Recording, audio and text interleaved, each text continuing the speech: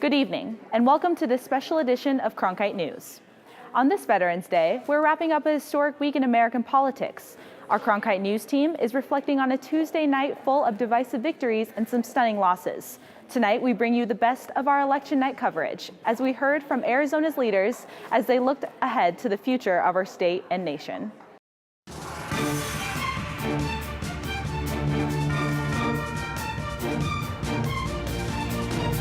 It's a historic night for politics in our nation and our state. Our team of nearly 100 reporters are live around the country, awaiting results and gathering reaction.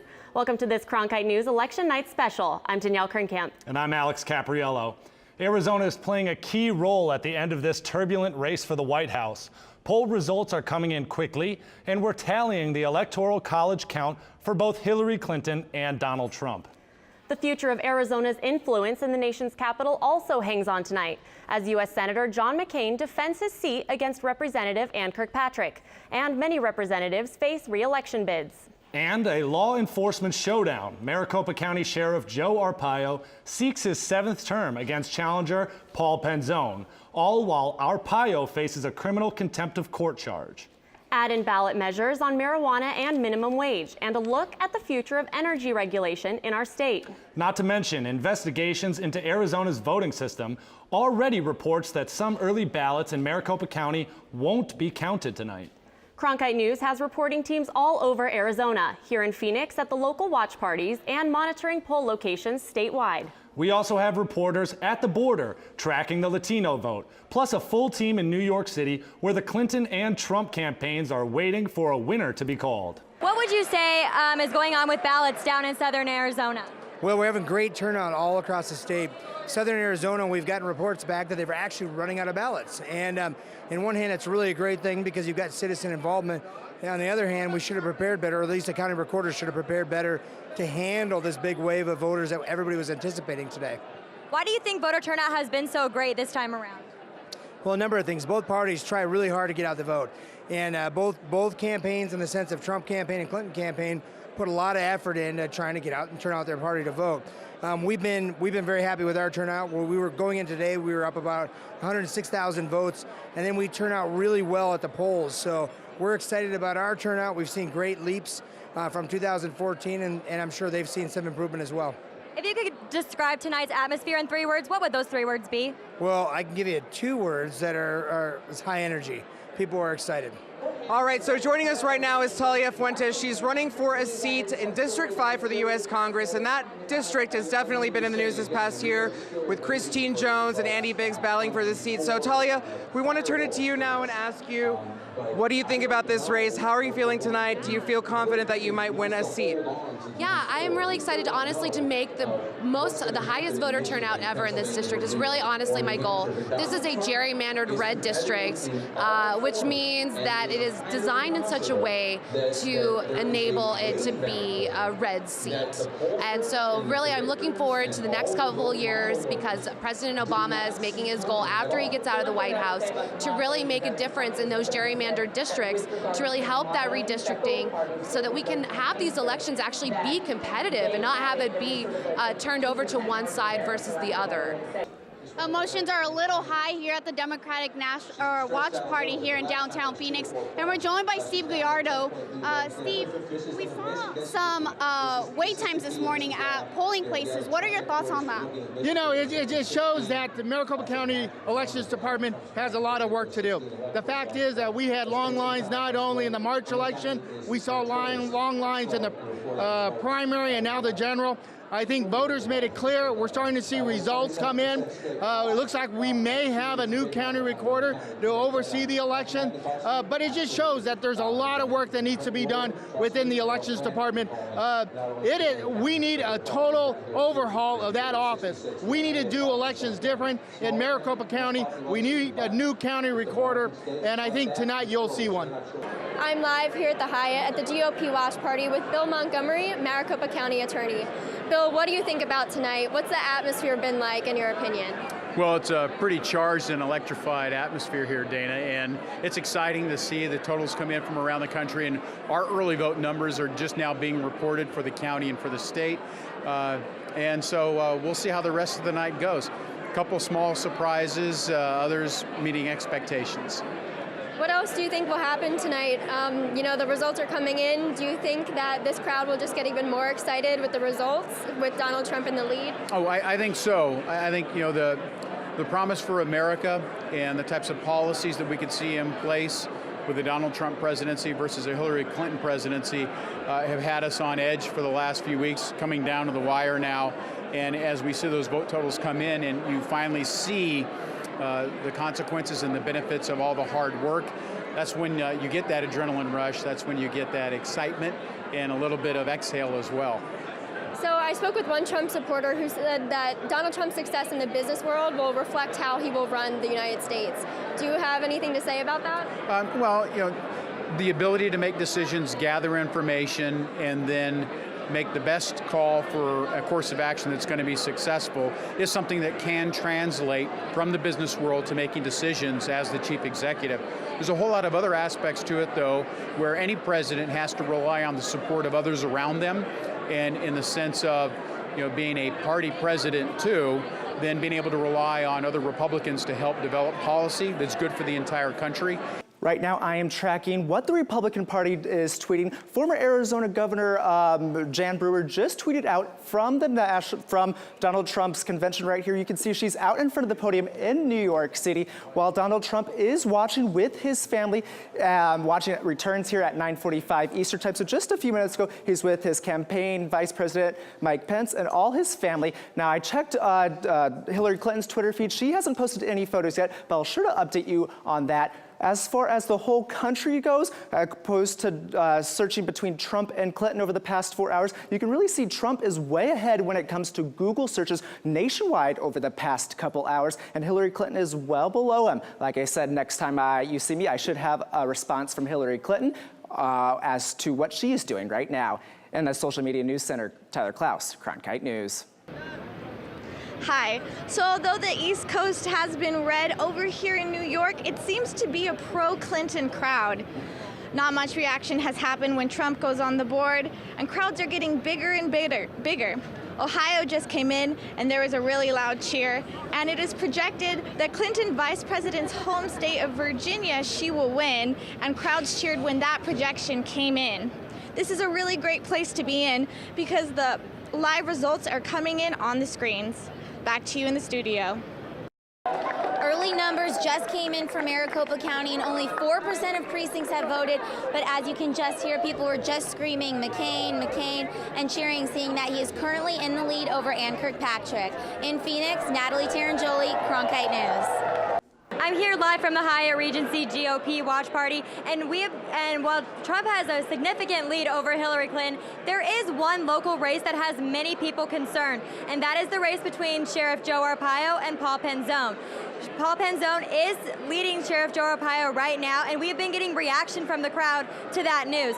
One member of the crowd, Leon Sexton from Phoenix, says that he's really not surprised that this is happening. He's worked with Paul Penzone, and he says that he thinks that this is just something that will happen. While he wished that Sheriff Joe would stay on for another term, he understands why Paul Penzone is in the lead currently. Live in Phoenix, Alexis Stucraft, Cronkite News.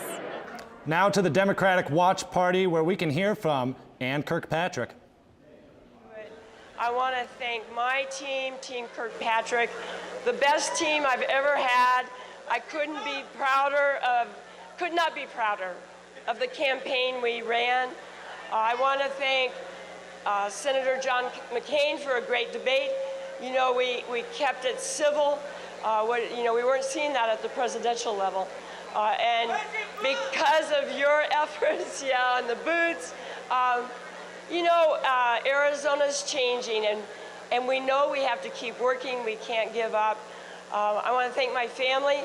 It is always hard on the families, and so they were there for me through the thick and thin. And I love Arizona. I really believe in Arizona. This is not the end. This is just the beginning. All right, let's do it. Thank you.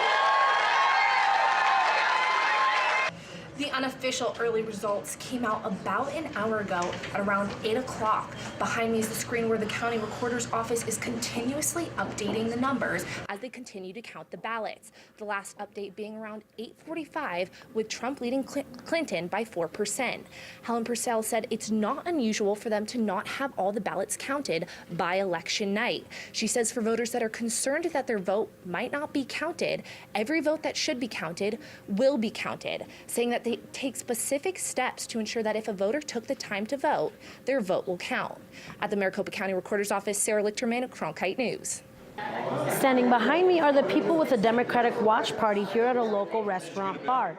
I spoke with some of the supporters here, and at the beginning of the day, they were very confident, but now we see some people leaving the party as they are starting to get real nervous with each state result coming in. We're starting to see a lot more empty seats, and people are heading home.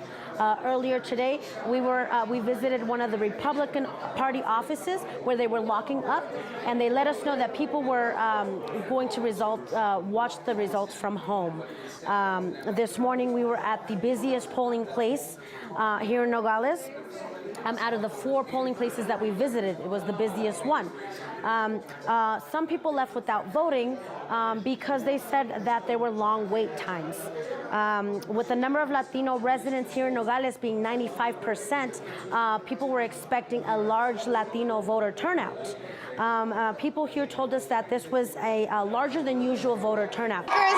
Come down from the stage from speaking. We actually have one very special one with us right now. Is Phoenix Mayor Greg Stanton. Mayor Stanton, you recently announced your bid for Secretary of State in 2018. How are you feeling tonight? Well, first things first, we got to win some big elections here in Arizona in 2016, and that's exactly what's happening. Right behind me, Proposition 206, which is going to raise the minimum wage in Arizona, help almost 1 million working families. It's winning in Arizona. It's going to win. Paul Benzona is going to be the next sheriff here in Maricopa County. That is a great win for those of us who try to send a message that we are stronger as a more inclusive community and state. It's going to be a great night here in Arizona. Talk to me about Prop 205, though. We saw it neck and neck. People were for it. People were against it. What do you think is going to be the outcome tonight? Check with about 1 a.m. this morning. I mean, it's going to go, I don't know, it's going to go either way, and it's going to be incredibly close, and it's going to be a late night for Proposition 205. What do you think would be the best outcome for Prop 205 for Arizona? Do you think it would highly benefit the state? Well, look, on the issue of, the really thing I'm most concerned about is that cities still have the ability to regulate zoning, so that way we don't end up with dispensaries throughout the city, but we can put them in the proper locations. So that's really what I'm focused in on as mayor. All right, we'll continue to watch the election as numbers roll in tonight in Phoenix. Veronica Acosta, Cronkite News. Polls have closed and we are wrapping up our day here at Election Land. But to recap what we've seen today, our team started bright and early this morning just as the polls were starting to open in Arizona. We saw a wide range of voter access issues that we were monitoring on social media throughout the day. One of the big concerns earlier in the day was groups of voters being told to cast provisional ballots by election officials. Now, many of them were told that the address on the IDs that they brought to the polls didn't match the address on their voter registration, but they told us that they brought their mail as proof of address to the polls and that they voted in the primaries earlier this year with no problem despite the different addresses, and they were disappointed that that wasn't the case today. We also saw some instances of voter intimidation in Arizona. We verified posts of some bringing guns to polling locations in Pima and Maricopa counties, staying outside that 75-foot line, but several voters on Twitter still found it to be intimidating nonetheless. Now, the big story of the day, of course, which we have touched on in our coverage tonight, was the long lines, also an issue that we saw in the primary elections earlier this year. The result of that, most voters only recently finished casting their ballots, even though the polls closed at 7 p.m. way over 2 hours ago.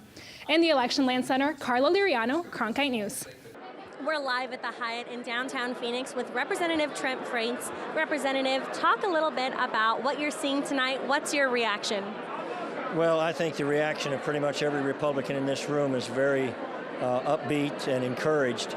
It is important to note that even though Mr. Trump is ahead in electoral votes right now, the jury is still out. Wisconsin, Michigan, or Nevada, one of those needs to move in the Republican column. Now, Wisconsin and Michigan are leaning that way, so I'm very encouraged, but it's vital that that happens, because it's not just about electing a person tonight, this is about two distinctly different directions for America.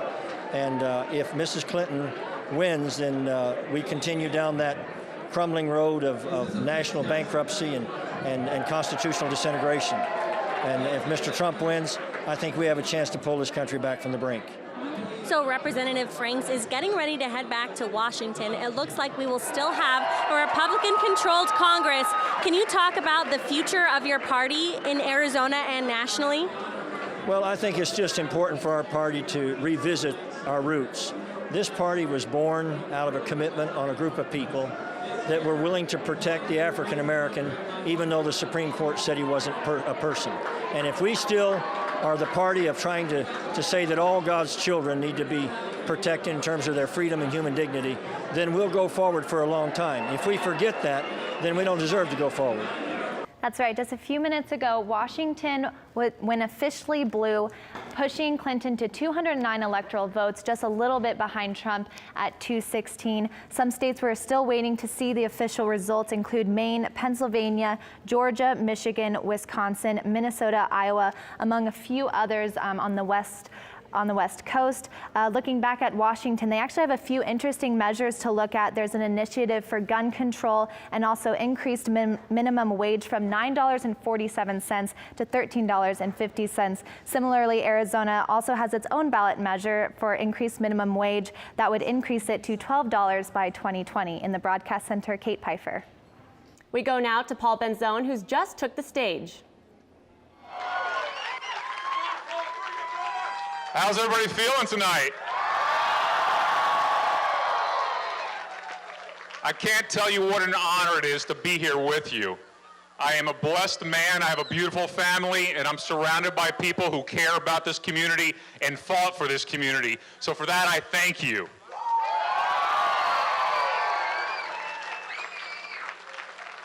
After the 2012 election, I can't tell you how many times I was approached and asked, "Are you going to run again?" And I'd say the same thing over and over. I don't think so, but I never say never. And then when I announced to run, some of my opponent's supporters came to me and said, "Sheriff can't be beaten." You know what I said? Never say never. We just saw Paul Benzone take the stage here at the Democratic Watch Party. He's now the new sheriff of Maricopa County. We have Mayor Greg Stanton here. Mayor, Paul Benzone is the new sheriff. What does that mean for Maricopa County? Well, first off, Paul Benzone's a friend of mine, a former Phoenix police officer. He's going to do a great job, bring professionalism back to that office. No more violating people's civil rights. He's going to treat it as a professional law enforcement office. Big picture, it takes away a black cloud that's been over Arizona politics for a long time. As long as Sheriff Joe's been in office, our international reputation has been very, very bad. Now that goes away, and it's a new day in Arizona, a very uplifting day, and I couldn't be more excited. Now let's talk the presidential election. Hillary Clinton is trailing behind Trump right now. What are your thoughts? What's going through your head right now? Well, I'm nervous, but it's still early. There are many, many tight races around the country in key states around the United States of America. So I would say to people, it's going to be a late night. If you're a Hillary Clinton fan, I'm supporting her. Don't give up hope, because a lot of the most competitive races are still out there. Arizona's still competitive. In fact, there's a lot of votes coming in from Pima County, and I'm actually confident that Hillary's going to do well in Arizona, maybe even win here. All right, well, the night continues. We're going to be here at the Democratic Watch Party until the elections are called. So here in Phoenix, Veronica Acosta, Cronkite News. So how is the election going so far? Well, obviously the election, we're seeing historic numbers. Participation of 188,000 new people registered just between the August primaries and now, so that's just 8 weeks. 1.7 million ballots mailed in. That was before today even started. So pretty good turnout numbers. That's of course what any Secretary of State wants to see. So this is a really good day. Have you seen any irregularities at the polls today?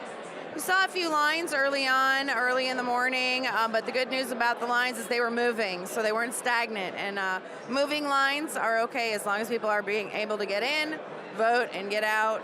We're fine with that. That's just good participation. A lot of people showed up real early wanting to get their vote in before work. So I just want to get your opinion on Paul Penzone beating out Sheriff Joe Arpaio.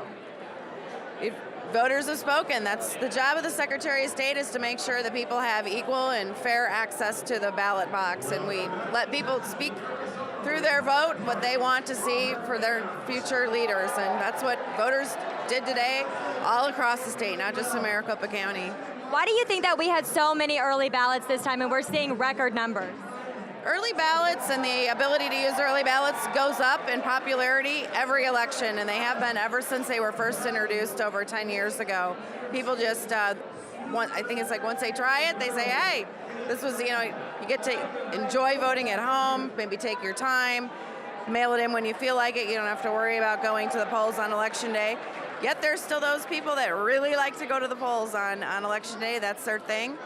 We understand that too. So that's why our county recorders have both options available. And again, it's the Secretary of State's job to take all 15 counties and aggregate all of those numbers and then provide them to you and to the media and to the citizens. I'm here right now with State Senator Carlisle Begay. Senator, tell me a little bit about the results tonight and how you're feeling.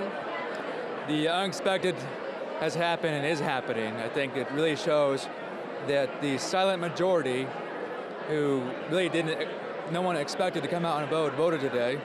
And a lot of races across the state of Arizona and across the country are turning red. And so let's talk a little bit about the native vote. 5% of Arizona identifies as Native American. Arizona is also the home of the Navajo Nation. Now, Senator Begay currently represents 7 out of 15 counties from Arizona. Talk about the importance of the native vote. Well, in Arizona, we have a long history of Native American culture and language and traditions, and it really is as you know, I was a Democrat elected and switched parties last year to become a Republican. And the reason for that was because I wanted to be a voice for the merit of the issues, and for a district in our state that is largely Democrat, switching Republican to Republican Party was not a popular thing to do, but the Republican Party is a party that promises self-reliance and determination, and is an important vote in Arizona. So I'm here at John Sullivan's, the Arizona bar in New York City where we started the night, and as you can see, it's pretty empty. People are calling it an early night here, but for the candidates, it is not going to be an early night. Trump is making the race a lot closer than a lot of people expected. West Coast still has to send in their results, and Pennsylvania is still up in the air. Live in New York City, Claire Caulfield, Cronkite News. That's right, Danielle. We just got off of the stage. Kate Gallego, Vice Mayor of Phoenix. Her husband, Ruben Gallego, has won again his seat in the U.S. Congress. Kate, how are you feeling about the win tonight for Ruben? Very proud of Ruben. We've had great results from the congressional level here in Arizona. It's right, and now we're seeing that there also have been wins across the ballot for Democrats as well, right? It looks like Democrats will pick up significant number of seats in the Arizona State Legislature, 2 county-wide races in Maricopa County, several other county races, including a health board seat, some great gains in school boards. Arizona is looking bluer than the rest of the country. Definitely. Well, that is something that we are seeing right now. Now, Greg Stanton has also put in a bid to be Secretary of State. So as the Vice Mayor, we do want to ask you, do you plan to take on the mayor position? So I'm very happy serving the residents of District 8, really enjoying the job I have now. The only job that I'm pursuing right now is mother. We're expecting our first baby in 2 months. Excellent. Well, congratulations to you and Congressman Gallego as well. We'll send it back to you all in downtown Phoenix. Joey Carrera, Cronkite News. I'm here with Congressman David Schweikert. David, how are you feeling tonight? I see you have a cup of coffee. What's going on? Oh, it's a fascinating evening. So much of the data that we thought we knew, we had wrong. How so? If you actually look at a number of the national pollsters and their predictions on the trends in Florida, some of the other states, they missed it, and on some of these, they missed it substantially. So we're really going to have this fascinating analysis, is what we call post-mortem. Is there now a political realignment that's happening in the United States between the parties and our voters? So how do you think, if Trump wins this presidency, how do you think it'll go from there? What do you think his first action would be? Well, what's important to someone like myself who's in the House of Representatives is, do we have a working partner in the White House? You know, for the last several years, we keep working on ideas and keep being told that the president will not even listen to us. Do we have someone now that's willing to work with us? And how do you feel about the results that have come in so far? Have they been shocking to you in any way? I've been surprised at the robustness and the precincts, the counties, and how they voted and how differently they voted than the last couple presidential cycles. Why do you think that is? What about this election made it so different? I think you actually have an election here where Donald Trump actually found a nerve with a lot of folks that wasn't necessarily a Republican talking point. It was more a disaffected American understanding. And it turns out that that really did cut through populations. So do you think Hillary has some of those qualities in any way, or she just can't reach to the American people as well as Donald Trump can? No, it's actually, the question, and forgive me, is slightly unfair. It's more complicated. Democrat politics appear to be one of coalition politics. I need to cater to this group, cater to this group, cater to that group.